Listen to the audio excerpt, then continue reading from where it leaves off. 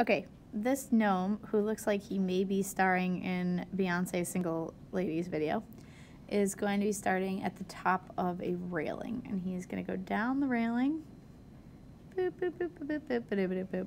Okay? And at the bottom of the railing, he's going to have still some potential energy. So let's figure this out.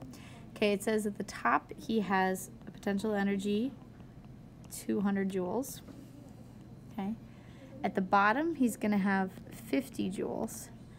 At the top, he was not moving because he was at rest. And they're asking us, what is the kinetic energy at the bottom? So how do we figure that out? Well, again, we're going to go back to our key equation here. Whenever you're comparing energies in two different positions, you're going to always want to use this equation. So Pi plus Ki plus work equals Pf plus Kf.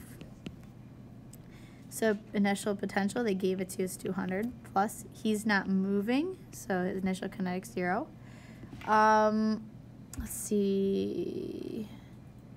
They said that there is no friction and no air resistance, so you don't have to worry about work on the way down.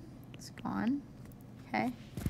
And the potential energy final was 50, so looking for K final. Okay, so we got 200 equals 50 plus K final. So we're going to subtract our 50. Okay, you never want to multiply and divide when you're using this equation here, because all of this has addition and subtraction in between it, which, so we have to use addition and subtraction. So we get 150 joules, and that's going to be our kinetic final.